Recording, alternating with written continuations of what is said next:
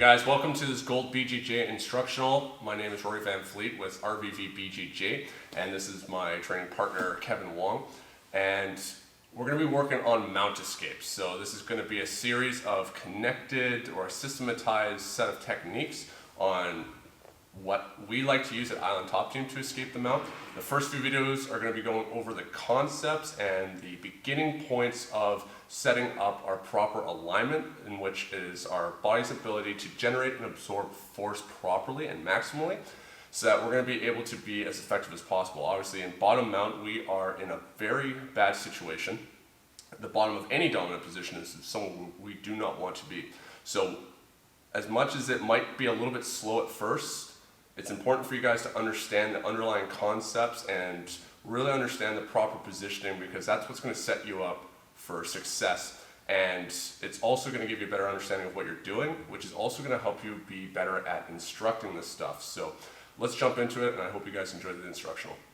Okay, so the first two things that we're going to be looking at are what are our opponent's goals from full mount, what are they looking for to be successful in attacking us, and how are we going to be utilizing our elbows to stop our opponent from advancing their hips up into a high mount. So structure is the efficient and effective alignment of our limbs. And so when Kevin is in mount,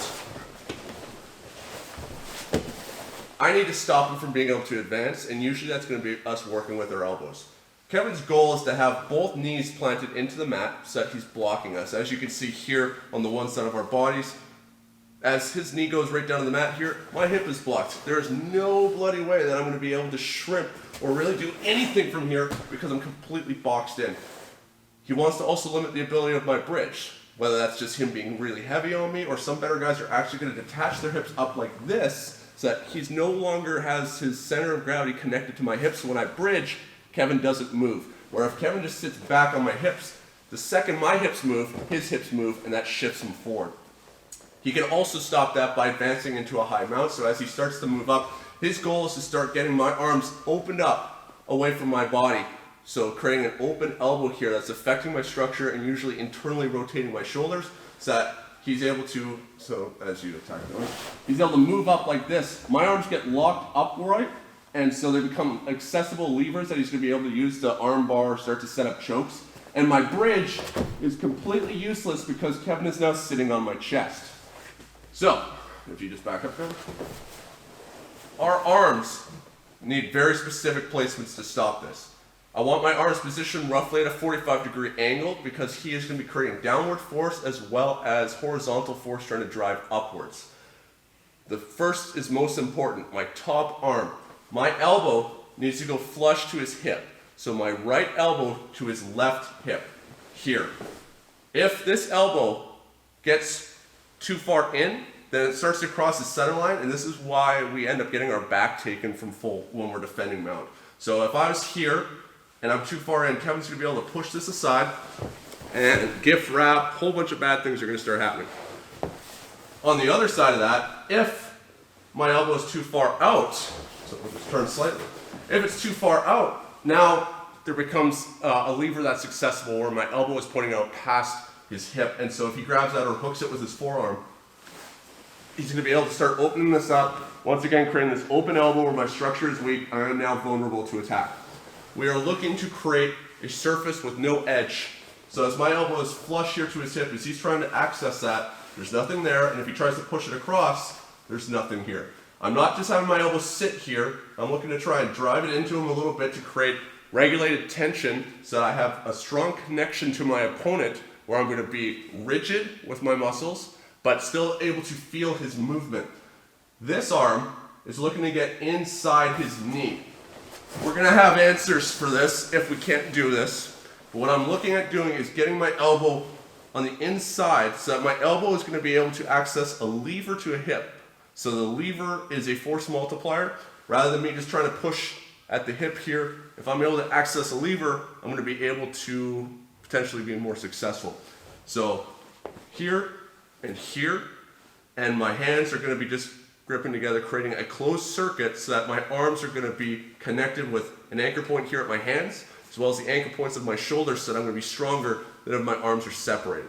If I'm here, this at least stops any immediate attacks from Kevin right at the forefront.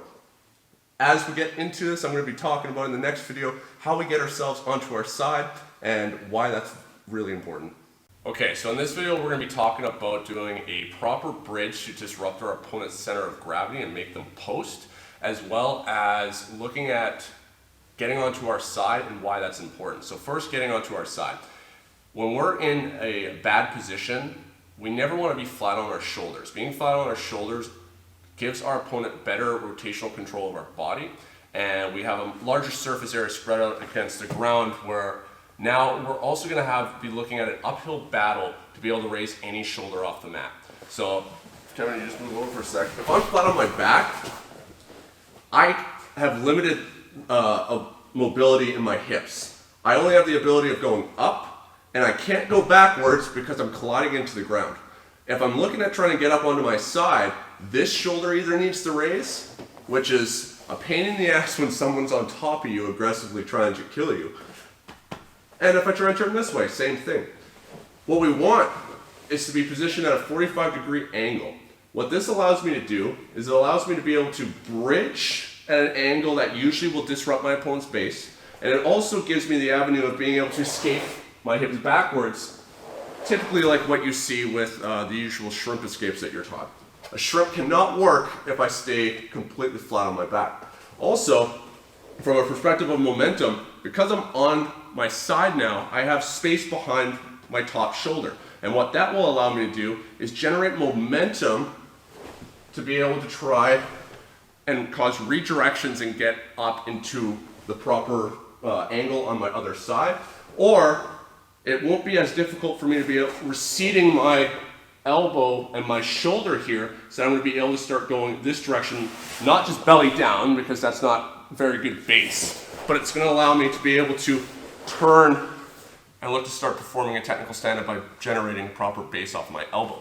So if I'm flat on my back, life sucks. So we're usually going to be flat on our back right when our opponent first gets to mount. As you get better and better at mount defense, you're going to start seeing when mount's about to occur, and you're going to be able to position yourself on your side so that your opponent never actually flattens you out.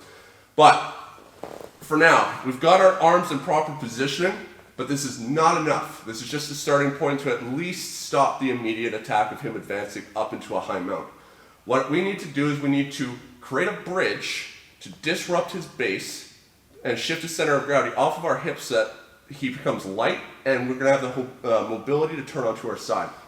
Now, the usual bridge that you're taught is this, and this absolutely can work. It's still a very powerful motion, but if Kevin understands what's happening with this, you're either going to have a partner that sits far back, and then you bridge, and your partner does not move, or he's going to disconnect his hips and sit up a bit higher. And now, still posture all the way up though. So here he's disconnected, so as I bridge, I move a bunch and he doesn't. This is what we're going to see a lot more of with advanced attackers. What we're going to look to do is extend the range of our bridge by bridging with both feet and then kneeing our opponent in the back. So I'm in proper positioning with my arms. Bottom elbow on the inside of my opponent's knee. Right elbow glued flush to the hip. Hands are connected. I need to get on my side, but if I try and turn right now, no chance. So I bring my feet as close to my butt as possible, and I'm on the balls of my feet. By having my heels on the mat, I lose some range. The bigger your feet are, the more range you're going to have. Here, I bring them close. I bridge with both feet. This is not a 1-foot bridge. 2 feet. I bridge, and as I start getting to the apex of my bridge, the highest point, my motion is going to stop, and I'm going to stop carrying his center of gravity forward. At this point, I extend my range by bridging and driving with my knee. What this does is shifts Kevin's weight into his hands, and this puts his center of gravity into his arms, which makes his lower body lighter. What this does now is, because my hips are in the air, I have space behind them. And with that space, I'm going to look to start turning and dropping onto my left hip. So you want to drop to the same side hip that you have the arm inside. So sometimes we don't get to choose that. Sometimes, most of the time you're going to be able to. So as I'm here, and I'm choosing to be able to start escaping out to my left elbow goes inside. This is the side I want to turn to. Balls of my feet. Bridge, knee my opponent, I don't sit my weight back down into my hips, have Kevin sit on me, and then try and turn. As I'm in the air, my hips recede, and I get onto my side. Both feet still planted in the mat nice and strong because Kevin's going to be trying to drive me flat back onto my shoulders again. And so now that I'm here, Kevin's going to sit back, get control of his center of gravity again, and start looking to attack. But at least now, I'm in proper position. So one from this angle. Kevin's sitting back. Regular bridge isn't doing it. I bridge, knee my opponent in the back. Now look how my hips are in the air. I'm mobile from here. As it drops into that space, I just fall onto my side. Here, onto my side in base. I'm at a 45-degree angle. That's all I need to start being successful. So make sure you're using a bridge with a knee at the top, just so that we're going to be able to displace our opponent's center of gravity by accessing the spine as a lever. And then make sure that we're getting at a 45-degree angle so that we're positioning ourselves properly to start our escape sequence. All right, this is the last video in which I'm going to be just talking about one of the specific parts of a technique. And then the next video, I promise, we're going to be actually getting into doing the full escape. But what we need to look to do is lift one of our opponent's knees off the mat. As I talked about in the first video, our opponent's goal is to box our hips in, and if they can keep both knees planted on the mat, then we're essentially completely boxed in between the floor, both their legs, as well as their hips. We're covered at 360 degrees, and there's nowhere for us to go. Braulio Osima has an excellent analogy that he uses in which, think about when you're sitting on a bicycle that seat is adjusted too high. You're unable to put both feet on the mat or on the ground to balance yourself, and so what you end up doing is tipping side to side, putting one foot on the ground. That's what we're looking at trying to accomplish against our opponent. In order to do that, we need to get our hips higher off the mat, and depending on the size difference between you and your opponent, say me being 6'5", I have long ass legs, and so Kevin would have to get his hips up higher than I would have to be able to get Rory's knees off the mat. So this is going to be setting up into just the regular frame and hip escape, so you guys can see how this is being used. Arms are in position, I bridge, I get myself turned onto my side, and then from here I'm looking at bridging and turning myself to lift my hips up almost like I'm starting an inversion, and then from here receding my hips through the space and getting my butterfly hook back in so that I can start establishing a single leg X or a butterfly guard or any kind of guard of your choice. So the motion from here, which is, it seems weird at first, but we are actually starting to turn bit belly down like we're starting to invert. So Kevin, if you just give me some space, please. What we're doing is we're in our position. From here, what I am looking to do now is create a bridge at a 45-degree angle to start displacing my opponent's weight off to the side so that I'm going to be able to create mobility in my hips. As I bridge, I'm going to turn to my side, and I'm going to bring my right leg over top of my left leg. So kind of like as if I was bringing this leg over to start a full Granby. I am looking to not do anywhere near that far, but I'm looking at turning, bringing my knee down towards the ground as a frame, like this. My foot is planted live toes. My shoulder and my head are planted in the ground as base, but see how my neck is actually completely straight. I am not doing any of this. All I am doing is keeping myself in good posture, and as I bridge and turn, I'm just turning to this point. My knee being relatively underneath my hips is going to be supporting my partner's weight. The further I'm out like this with both legs, I'm kind of just doing a plank, and it's going to take a lot more muscle usage and energy to try and support my partner. So especially if we're talking about size differences, really important that we bridge and we get our knee pointing straight down. This elbow, because it's going to feel like you're going to get your back taken. Remember how I talked about that top elbow being glued to your partner's hip? That's what's stopping the back take. If it drifts across, your partner will take your back. So from here, I've got myself in the proper position. From here, I'm bridging. If I have to, if Kevin is sitting back like this and I'm in the proper position, but his center of gravity is too heavy on me, we might have to do another bridge and knee to make those hips lighter. Now from here, a second bridge to turn and get onto my side. My elbow or my hand can be here framing at his knee, so if the elbow doesn't feel comfortable anymore, bring the hand back. This elbow is flush, and my knee is planted here. I'm not out like this, no connection with my knee. It's here, and the closer I can get it up underneath my hip, now Kevin can sit on me, and I'm not concerned, I can hold this. But my elbow is flush to his hip. If this comes across, well, oh crap, everything's lost. So that's why I spent a little bit of time going over that elbow in one of the earlier videos. And that's why I'm spending time on just this specific technique in this video, because this is what people screw up the most, and especially from a instructor viewpoint where I'm just teaching to the camera and now you're going to be watching this online. I'm trying to give you as much information as possible so that we're avoiding the inevitable wanting to ask questions, needing clarification, and hopefully not screwing it up too much in class. Let's do this angle. So just remember, if we need to do 3 bridges in a row to get everything in proper replacement, that's what we have to do. I'm bridging, getting turned onto my side, he sets his weight back, I bridge, I keep my bridge here, and I'm going to look to turn myself here and position my knee underneath me.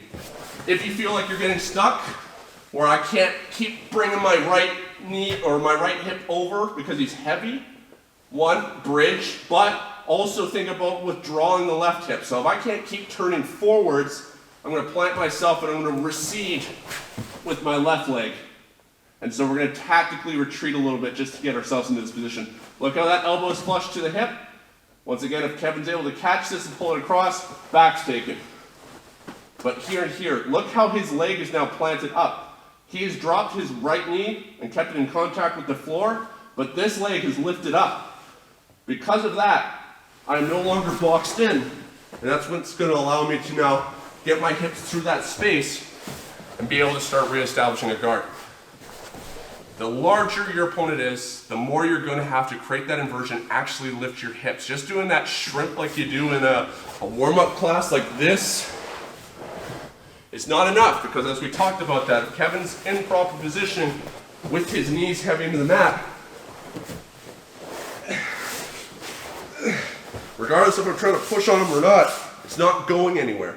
I need to be able to get myself turned and be able to lift my hips up, pointing my butt up to the sky so that now his hips are up and high. And now I'm not controlled. So I'm going to be able to escape. So this is a very important movement to do solo, a bunch, because if you're not comfortable doing this without a 150-pound plus person on top of you, then when the opponent's actually on top of you and sparring, trying to strangle you or get arm locks, then you're really going to have a hard time with this. So I know it's a bit different, but have lots of success with this. I have success with this against black belts. My instructor does this against really, really high-level black belts.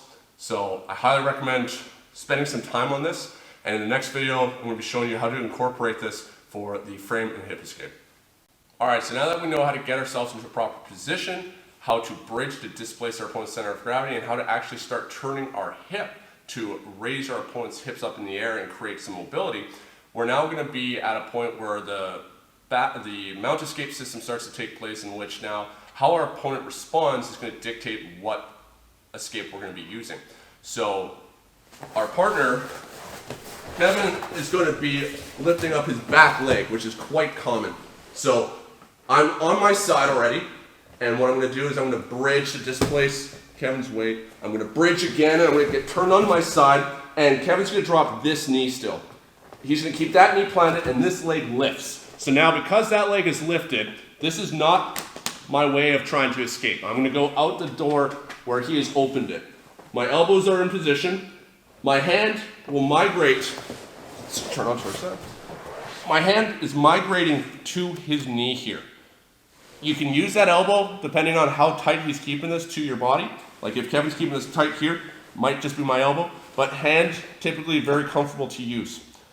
What I'm looking at doing is not pushing Kevin's leg away. So this is how you see a lot of these kind of escapes be taught, is I push Kevin's knee out like this and then bring my knee in. My arms are not strong enough to overpower my partner's leg. And so what we're just looking at doing are using frames, rigid structures, to hold our opponent's leg in place so they can't follow us. And we're gonna hip out through that space using our entire body to clear this leg accessing it as a lever. So, as I'm on my side here, with this leg curled into the mat with base and this leg live toes, so toes also curled in the mat, I'm gonna look to hip out into this space underneath my opponent's knee where it's clear. From here, I move back through that space. I'm not just falling over, I am pushing off, creating a shrimp, and look how that clears his leg. This hand and this elbow are still in contact with his hip. I do not take either one off immediately because even though I'm here, if I was to take this frame off, this needs to come back in.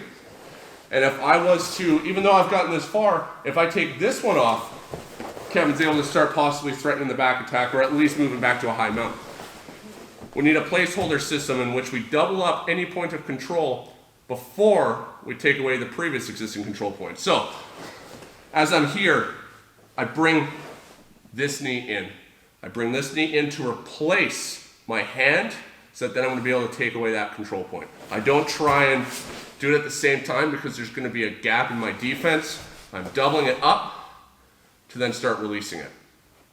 Now, a lot of people prefer just going to single leg X from here because the leg is long and I'm in the proper positioning now to be able to clear and bring this leg over top, entering into single leg X, but that might be a little too complicated. From here, before I take this hand off, if my elbow's not reaching his hip, I can switch to my arm at this point. This whole never extend your arms out like this only applies in the bottom mount when I'm putting my arms straight up like this, not framing into my opponent, and they're able to move up into a high mount, like I talked about in the first video. If I frame here at a 45-degree angle, and because I have other frames in place here, there's no arm bar for Kevin to do. If Kevin wants to spend his resources and his arms and time to try and take this arm out, as he's doing that, I'm going to be able to bring my other leg in. So there's nothing wrong with replacing and bringing your arm in to frame your opponent's hip if you feel like the elbow's not reaching. So, get my arms into the proper position so I stop the immediate threat. I bridge, I knee him, I get turned onto my side. At this point, he starts to shift his weight back. I'm going to have to look to bridge again, turn onto my side. I'm blocking at that knee. I feel this leg has lifted, so now I'm going to look to push myself through that space, and I'm still supporting his hips with my arms as frames. I bring my bottom knee in. Do not bring your top knee in first. You're going to get smashed. This leg gets access to the lever, and it just ends up pushing me face down into the mat, so I'm going to have a really hard time trying to force myself back to facing him. So as I'm here and I hit through that space, I bring my bottom knee in, and now from here, this top arm, I can frame at the hip. I might have to frame kind of up at the shoulder here.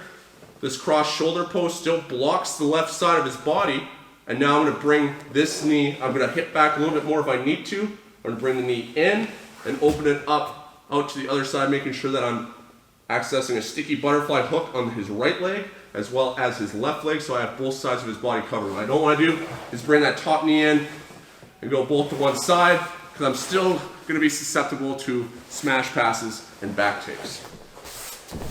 One more from here is facing. So I've got it onto my side, I bridge, getting turned onto my side, knees heavy, so frame underneath my hip. I look to hip through that space, but I still have my arm supported. So even though my legs are nowhere close to his body, if he tries to push back onto me in any kind of way, I have base here with my toes, feet planted into the mat.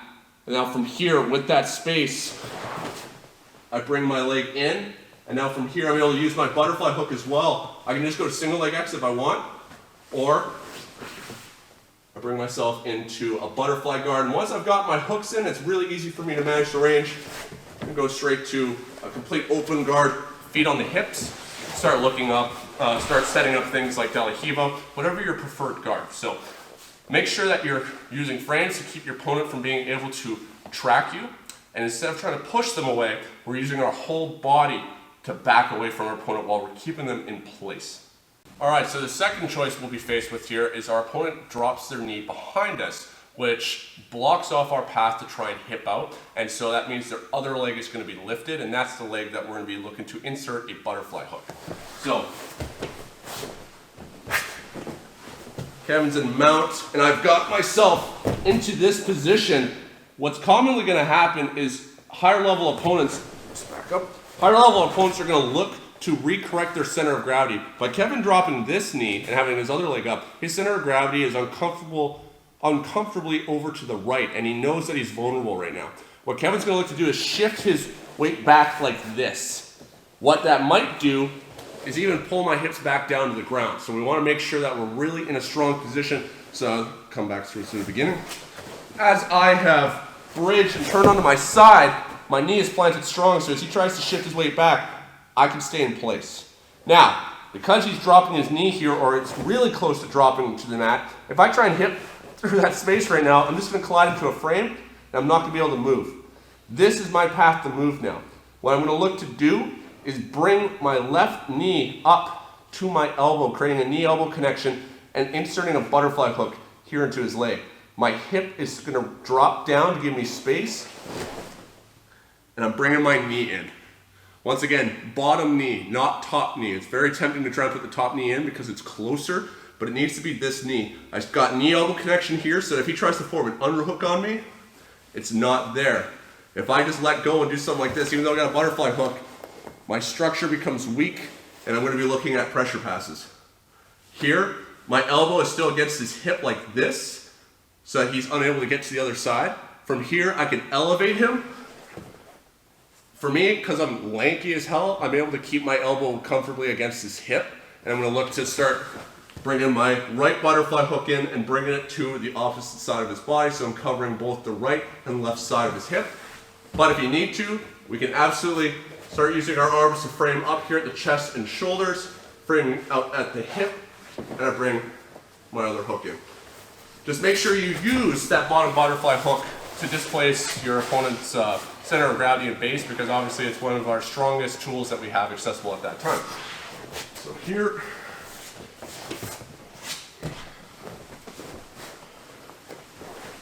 bridge. I get myself turned on the side. Yeah, Kevin's leg is lighter here. I cannot hit into this space, so I'm just looking at pushing, keeping his leg from closing his knee, and I bring my butterfly hook and dropping down. Here, immediately blocking here. I don't want to get cross-faced, so I really like blocking the cross-face, the cross shoulder and bicep, but the hip is nothing wrong here. If you're right underneath your opponent, you're flat on your back. Flat on our back is not good. Plant your free leg into the mat for base and hip out to the side. So rather than trying to use flexibility, we're just going to use a bit of a hip adjustment. Now we bring our right knee in. So make sure it's the bottom butterfly hook, and this is a very simple response for when our opponent chooses to try and recorrect your center of gravity and block our pathway out the back.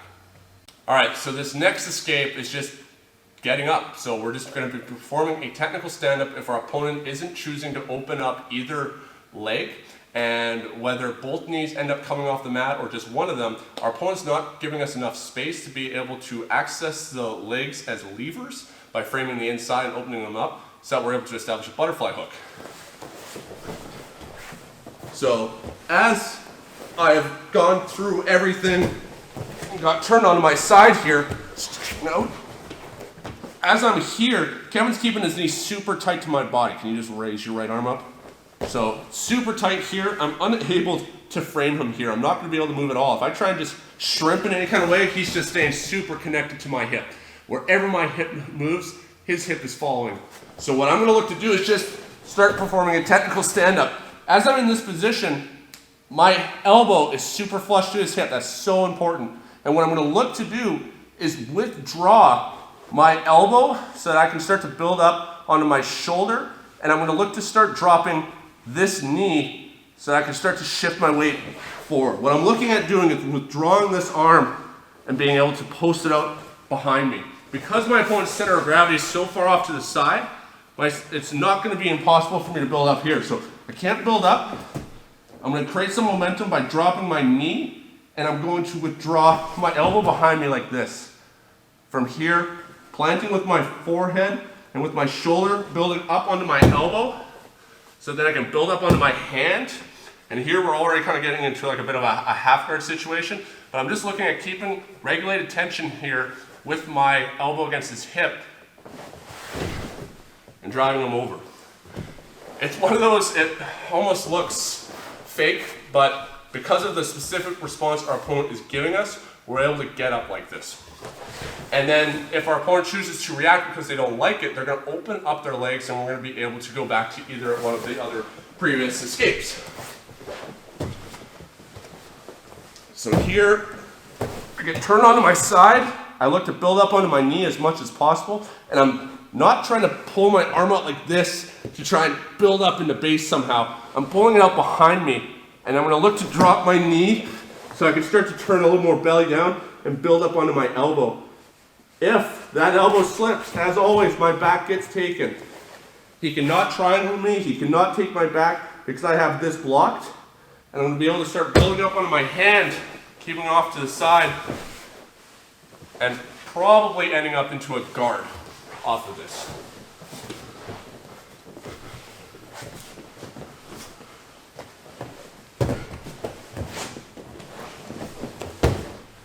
Building up here. Once I've gotten into this position, he's so far off to my side here, I'd be wise to start trying to get a knee involved, something in between so that I'm not going to be ending up into a closed guard. And now obviously from that, if our opponent chooses that they don't like where this is going, they're going to open up their legs, and that's going to either open up the back door for us to hip escape and look for that single leg X entry or getting the butterfly hooks in, or they're going to lift the leg in front of us. So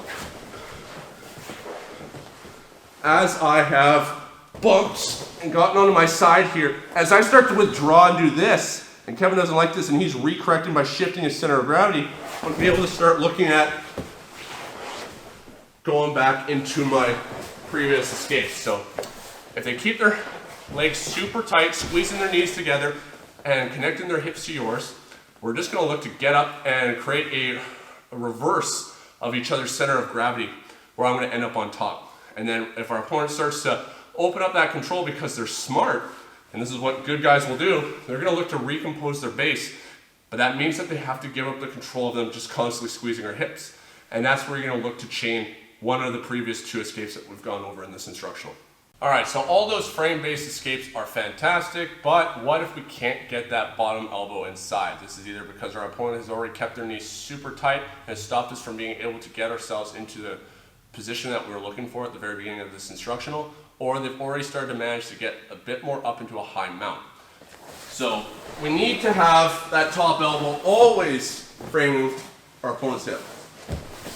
But sometimes we can't get ourselves into this position. Sometimes we're going to be stuck where our opponent gets up a little bit higher, and now my elbow is always going to be on the outside here. This is something that we've got to learn how to deal with because it's going to happen a lot. Right elbow is everything. If I lose that, I'm done. So what we're going to look to do is start trying to hook our opponent into a half guard. There's a lot of different ways that people teach this. What we're going to look to do primarily is shift our opponent's center of gravity forward again so that this leg becomes light.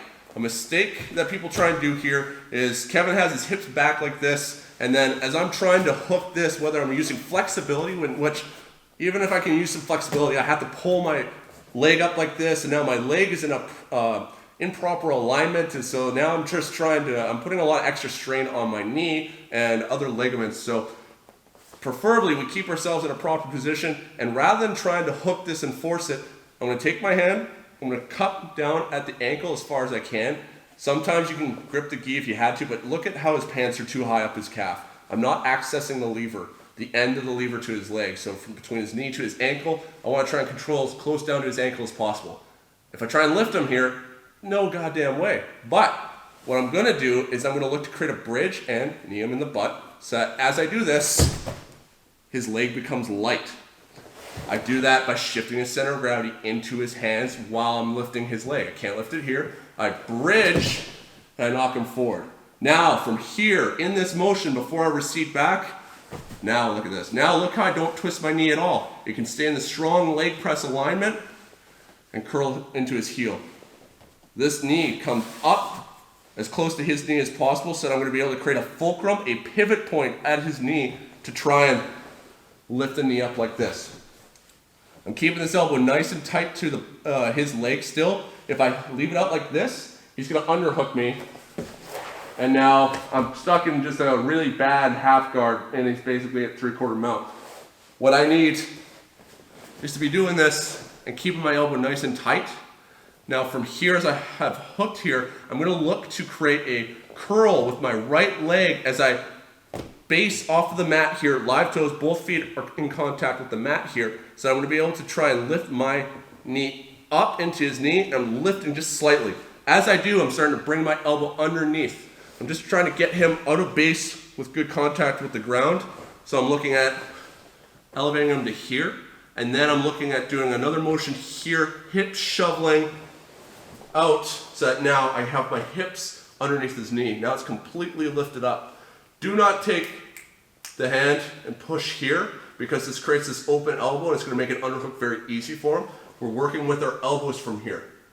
I can frame up here if I want to, because I'm not susceptible to the underhook, because if he tries to reach for an underhook on me right now, I'm blocking at the shoulder. There's going to be a pummeling battle, but that's totally different. From here, I can hip out one more time and bring my bottom knee in, bring this top leg over top to block at the hip. Do not use flexibility, just keep adjusting your hips. If you feel like you need to use flexibility at any time in any one of these moves, usually it just means I just need to hip out 1 to 2 more times to just create the more advantageous angle for yourself. Here, knee a bit higher. There, I can't get it inside. I'm cupping him down at the ankle, and I'm going to bridge and bump him to shift forward. From here, hooking, grabbing here. Look at that elbow, nice and tight to his body. Nothing for him here. Here, I look to lift it. I start bringing my arm underneath. Guys, if you like deep half guard, if you're more advanced, then this arm is just going to go underneath, and we've got ourselves in deep half guard. That's one of my preferred, because now we're able to start changing the battle in our favor. But that's a more complicated guard, and if you don't know it, then we're just going to look to try and get back to a complete open guard. From here, I'm hipping out, and if you need to, hip out again. From here, I can take both my hands and frame it as hips. I just don't frame it the knee, because this opens up my elbow and creates this lock bend in my arm. But if I can frame it as hip, here, if he tries to get any kind of control on me, very difficult for him to. And I get myself right back to a complete open guard. One more time, just on this side. Here, bump him, hook, lift. As my hips get underneath him, I can start looking at blocking the cross shoulder, blocking the cross hip, blocking both hips, blocking both shoulders. And now I'm going to look to bring my knee inside and get my legs in front to face a guard. So, the frame-based escape is not working. We look to access a lever-based escape by shifting his leg forward and starting to get him into a half guard. Nothing wrong with just bringing the heel over and getting his leg if you're able to, but you're going to deal with high-level opponents or larger opponents in which that's not going to be enough. And if your opponent looks to defend the position by changing the angle of the lever, so if I'm here and he knows that I'm trying to hook this and elevate him, he might try and hide this by opening his knee up and tucking his leg in, so it's very hard for me to get. But as soon as he does this, I'm able to now get my elbow inside. Anytime I'm trying to do this stuff, or even here, if I'm trying to open this up and he opens his knee up, it makes it much harder for me to raise it. See how his knee opens up and relieves that pressure on his leg? However, I'm able to now start using more frame-based escapes. From here, I'm probably still going to be able to just go straight into hooking him into a half guard. And if it's at the earlier stage, here, where it's going to be tucking that foot more underneath me and hiding it, this elbow can now get inside. So just lift this arm up. If this knee comes super close to my body, it's not as easy for him to tuck that foot. I'm going to be able to get at it. But if he wants to try and hide that foot more underneath me, this knee starts to open up. And now we're going back to our frame-based escapes. So I hope you guys find success with this. All right, so we're just gonna revisit the center of gravity reversal, that technical stand-up from bottom mount, but now just looking at obviously the opportunities that we have for that lever-based escape, getting our opponent back into a half guard. Sometimes you're gonna feel like you just don't have the space to be able to use frames, which is what was our trigger for the half guard stuff. As I'm here and I bump Kevin forward and I start performing this, where I turn onto my side, I start performing this inversion, I now get up onto my knee, I drop this other knee, and from here, this hook might have already migrated underneath in between my legs, in which I don't feel comfortable, like I'm gonna get up and I'm gonna end up right into a guard, or he's got me blocked enough still where he's basing and I'm having a hard time being able to get up into a technical stand-up and complete this. I might choose to, whether I'm a deep half player or I'm comfortable with half guard, to just use this leg to hook at this point, having my arm underneath his knee so I can keep it from making contact with the mat, and looking at bring him into a deep half, or obviously from here, getting my hip underneath, replacing the control that my arm was having by keeping his knee out of contact with the floor, and then getting myself back to a guard. It's always good to have multiple options. It's not something you have to use, but a lot of time when someone has full mount on you, you do not have a lot of space to work or even breathe. And being able to just get these hooks and work from here is sometimes going to be a lot easier or a lot more effective at the time than trying to create much bigger hip motions. So as I'm here, I bridge, I've turned, let's back up. Here, I just feel like I'm trying to drive into it. I'm like, man, he's not letting me build up onto my elbow, or my back is about to be taken. I don't like this. This leg is hooked in here. I'm going to just keep it in place by checking it here with my hand against his ankle and making sure that I'm landing into position here. Because I had so much space to work with my hips being high, I should always fall here with my leg already controlling his ankle, the end of the lever. This knee already up close to his knee, creating a pivot point, a fulcrum, and my arm already here blocking his knee. And even with that drop and that momentum that I generate, I would be able to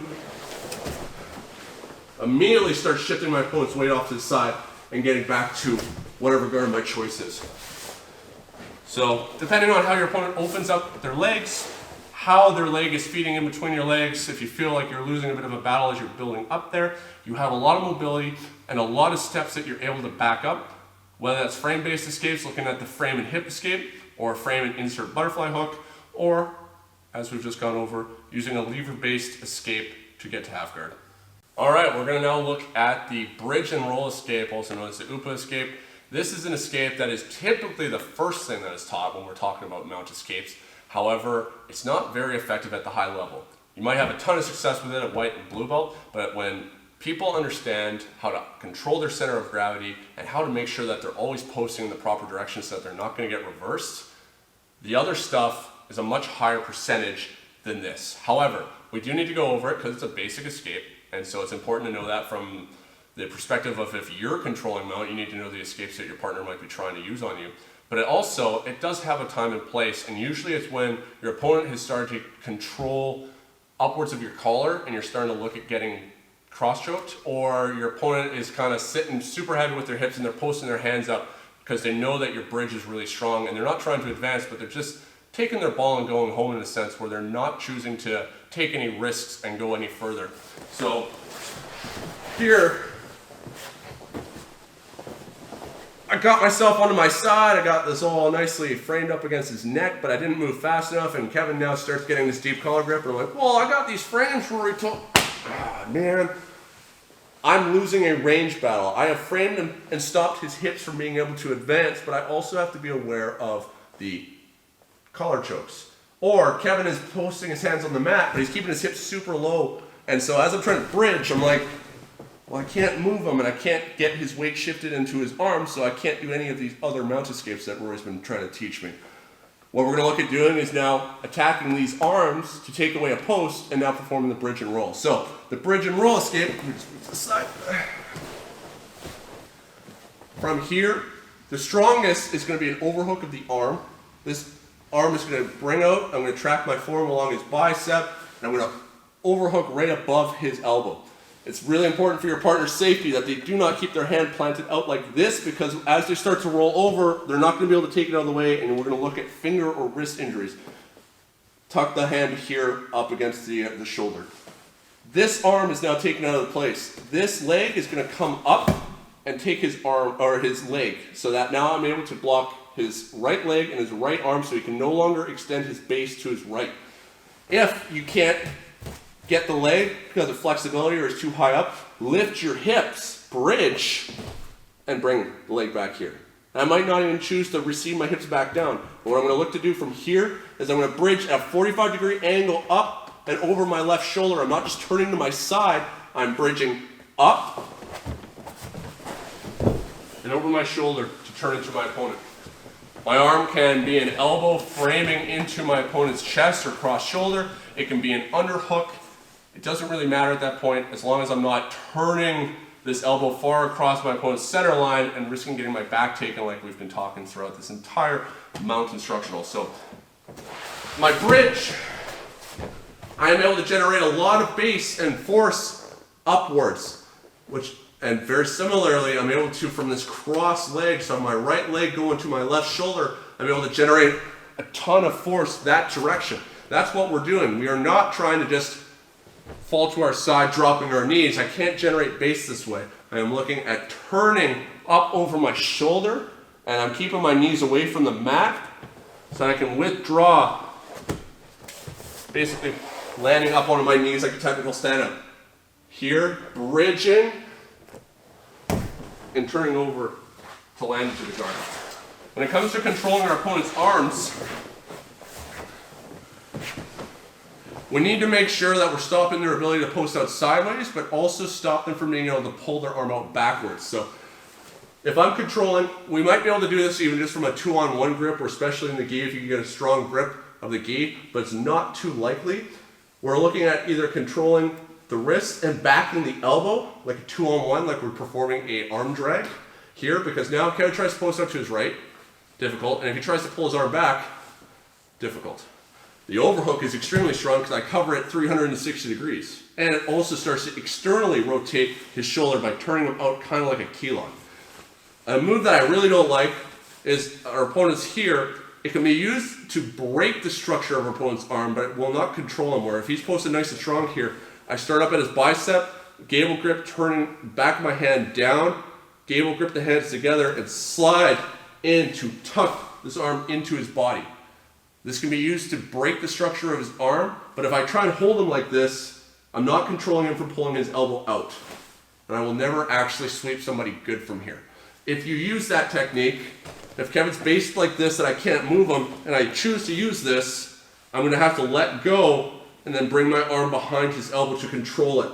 So I'm just going to have this cupped over his bicep, this cupped behind his tricep, and so now if he tries to pull his arm out, he's unable to. Now from here I have to work quickly, trapping his leg, looking to bridge and roll over the shoulder. This escape, very hard to do because a good guy will start to recorrect their center of gravity, or they're going to look to get those arms out really fast. That's where the bonus of this comes in. This is where its purpose is. Kevin starts to get a deep grip on the collar. I might even look to just control the elbow here and control the wrist here, so that I'm going to be able to start knocking in this direction. Kevin's smart, and he knows he doesn't want to give up mount just for trying to get a choke from the bottom. So as I look to bridge from here, he's going to actively really pull that arm out and base. Now, my elbows go back into position, and now I start to work on all the escapes that we've been looking at. So we have lost a range battle in the sense that our opponent has managed to become successful starting to mount an offense against our neck, or they're doing something to completely shut down all our escapes from the beginning. We're just looking at creating a response for them. Make them respect it. So think of it like a jab in boxing. Kevin has to respect that bridge and roll because it is still very strong, even though it's easy to prevent. And as he looks to recorrect his base by posting his hands are no longer attacking the collar. And so now I'm able to go back to my frames on the hip and start looking at the frame and hip escape, all the bridging, everything that we've been going over in the instructional so far. All right, so we've gone through all the escapes in this instructional, but another thing that our opponents sometimes will do is they will either grapevine our legs or they will use hooks to shut down our ability to bridge effectively and use our legs. And so if we can't bridge and we can't base properly, we're never going to be able to create the hip mobility we need for any of those escapes. So what I'm talking about is our opponent, and this is usually more advanced opponents who are going to be looking to just control us first. So Kevin's looking to hook and bring his heels upwards towards the sky here, and so he's bringing his hips really heavy on mine, and he's pulling my legs up, so it's hard for me to bridge. He's basically reverse engineering the bridge, lifting me up and curling my spine here, where in a bridge, I want to be able to extend and lift upwards like this. Another thing that people do, and this is typically lower level people, but they'll stick their hips back and they'll just grapevine the legs and extending out here. I'm quite a bit taller than Kevin, so it's harder for Kevin to grapevine me. But if we'll start at the grapevine, the furthest point, if you lift this arm a little bit, what we're looking at doing is just going with this. So instead of trying to fight this and curl it, I need to take away the tension that he's creating by going the direction that he wants to. And I'm just looking to extend my legs all the way out. He is not able to advance right now. My arms are out here just right now because I'm just kind of teaching you about the legs, but honestly, they should be already here framing that hip. So here as he grapevines me, my arms are already here blocking as much as possible. Because his knee is so far back, I can't really put my elbow on the inside. But I'm not worried about it yet. I'm ready for it. I'm just going to extend my legs long so that then the backs of my hamstrings and the backs of my knees start to collide into the back of his leg and pull that hook out. Here, pulling the hook out. And then from here, I'm getting my legs back inside, controlling this inside space. So if we turn, you can see how if Kevin's legs are like this, he's starting to control the inside space, and then my legs are now on the outside. I need to look to extend them out to then get them back to the inside. I start getting them closer up to my butt. The gap that I have between my heel and my butt is what allows Kevin to take his leg and just go through that gap. So here, easily inserts it back in. As I go back through, I put my heel up closer to my butt, so now as he goes back to try and get that hook, much more difficult. Here, if he just has the regular hooks pointing straight up, I can do the same thing. I'm accessing his ankle for the end of the lever, so lean forward here, put the legs up nice and tall. Here, I'm just going to extend my leg into the back of his ankle, and see how that, it's very hard for him to fight that with his leg curl versus my leg press. So keep your leg nice and rigid. Here, curling it down. If you can also bring this leg over and check it. Even though he's got this hook here, it doesn't stop me from articulating this direction. I block his leg, and I bring mine over top. I can pin his ankle for a moment if I want to, or I can bring it to the inside. And then from here, I'm going to shut down this leg, bring it back to the inside. Here, stand up, like this. I might even choose to just immediately bring my right leg over and start pushing it here. I'm just looking to access the legs as levers. There's many different iterations of how we can do this. So that I can frame this, bring my leg to the inside, and then all I need to do is start getting myself immediately into the position so that now I'm able to start looking at moving into the lever-based escape, hooking our opponent into quarter guard, moving to half guard, and then open. Here, hook to grapevine. Here, extend. I just need to beat one leg first, and then I can keep it extended here if I want to. I don't have good base, but I'm not worried about him advancing at this point. With my leg extended, if he's trying to hook it right now, very difficult to. And then I'm able to move this leg over, and the further it is away from that leg, try and hook it now, Kevin. Much more difficult. And we'll be able to start looking at moving here. Or as he adjusts, he's going to look to start trying to climb up. And as he climbs his hips up, he's no longer going to be entangling the legs. And we're going to go back to our framing the inside of the knee, framing the hips, and starting to look to bridge immediately. So, better guys will try and shut down your hip mobility by controlling the legs. Just look to pummel the legs, look to extend the legs out to try and take away the control. Look to pummel them back inside, control the inside space. And then don't sit there, because if I just get rid of that control but stay at that exact same place, An opponent is just going to re-entangle the legs, grapevine you back out again. We need to break that grapevine, and you need to get your feet close to your hips to change that positioning, and then preferably, don't just sit there either. Immediately start bridging, creating that hip mobility, and start launching into your escapes. Alright everyone, so just a last little bonus video for you. This actually isn't even a mount escape, but this is for your partner that you should be drilling these techniques with a bunch. They need to know how to properly mount, so then they're getting reps too. Being a good training partner is, to be a good training partner, you preferably have your partner being able to do something so that it's not just a one-sided drill. You have them able to get better at something as well, and it's going to make the time more efficiently used, and it's also going to keep your training partner more engaged rather than doing like that lazy dead fish on their back, just like, oh, this is boring. So-and-so is just going to be working guard passes, or just them sitting on top, not caring about holding mount properly. So this is getting into mount properly. You're going to escape the mount every time you do a drill. And so every time you escape, your partner should be mounting properly. What ends up happening is Kevin does a mount escape, and then I do this. And then Kevin does a mount escape. Awesome. And then and I'm building a really crappy habit because I'm just taking my leg and I'm throwing it over like this. This is not how we would ever do it in jiu-jitsu when we're sparring somebody, so we shouldn't be doing this in a drill. We want to be practicing perfect movements. If I just bring my leg up like this, I'm not controlling his hip, Kevin ends up just going to be reestablishing a guard with hooks, or very likely just hooking it into a half guard.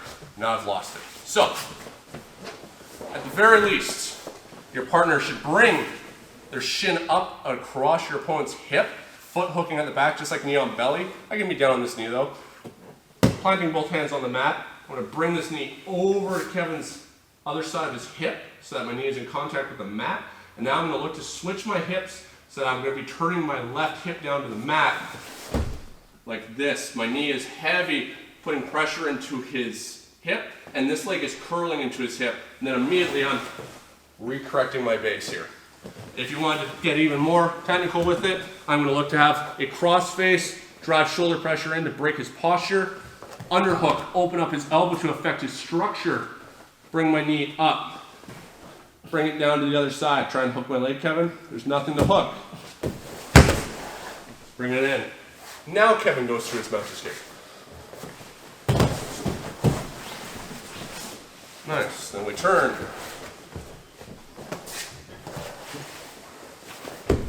I get a proper mount in. Now Kevin does his escape. Nice. And I come back and I do a proper mount. So you guys will both get better from this. And it's really important that you guys are trying to have the drill being done with two correct movements on either side, either party of this drilling sequence, that you guys are going to be both getting better and you're both going to be more engaged and willing to learn. So that's the end of the instructional. I hope you guys enjoyed it.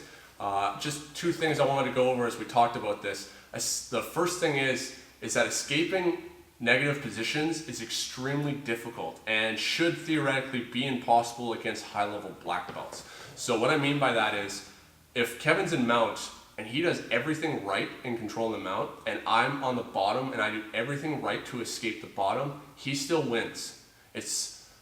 I have so fewer options to be able to escape a negative position that I should never have just one escape or a couple escapes that just always gets me out no matter what. Otherwise, that would basically break jiu-jitsu. Dominant positions are dominant for a reason.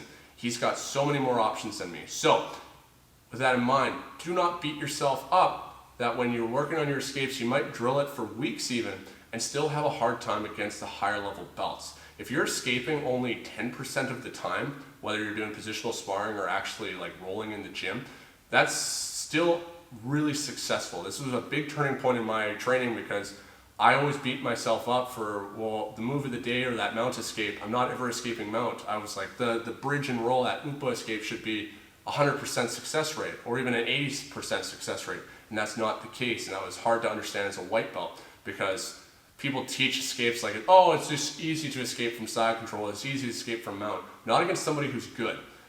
And so with that as well, understand that when it comes to like bridging and trying to displace your opponent's alignment, center of gravity, base, keeping them guessing on what's going on, you might have to bridge 30 times to escape mount.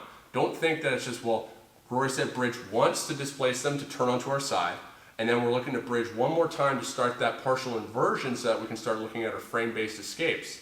You might have to do 10 different bridges to try and get onto your side properly, especially against a large skilled opponent, and then you're going to have to do several bridges to try and get up into that partial inversion.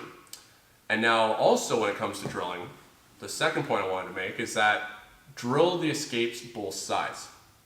Usually as like a rule for myself that I teach students is that if it's offense, if it's a guard pass or you're looking at a submission, you can drill one side because you get to choose how you're attacking. Like when Kevin's in mount, if he wants to only arm bar the right side of my body because that's what he likes, that's fine. He might run into some difficulties against higher belts when he can't cause certain redirections, but if he finds other ways of always getting to that right arm, that's totally fine. However, when it comes to me escaping his mount, I don't have a choice in being able to decide if I want to escape to my left or my right. Because depending on how we're going to end up in that position, if I only know how to move to my right side and I end up turned to my left, it's inefficient for me to try and think that I should move all the way to my right side to then start mounting my escapes system rather than just trying to escape from the left. Same if it was guard passing.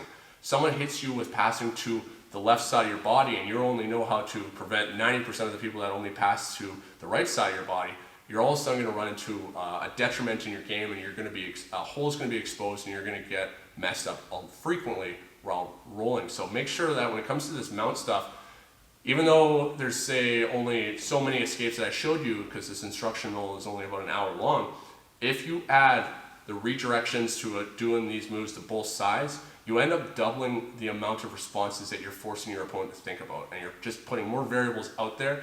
And that's how we escape, is by making our opponent make a mistake. Because like I said, if they make every right move, we lose. So the goal is to fluster your opponent, keep throwing moves back to back to back. You might have to use, like to get a black belt under Rob, I had to be comfortable in doing 5 to 7 different mount escapes chained. That doesn't mean 5 to 7 different moves, but while rolling, showing that I am actually chaining an onslaught of different moves back and forth because I need to make my opponent make a mistake in this combination.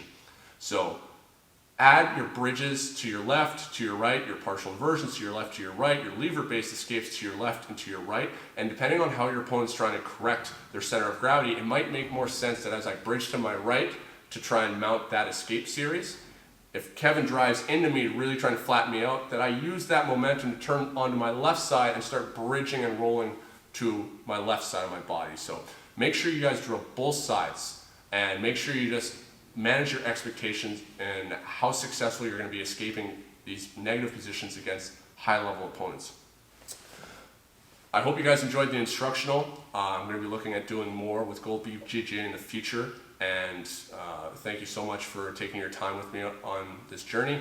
Thank you to Kevin for giving his time generously to help me with this process, and thank you once again to Gold BJJ.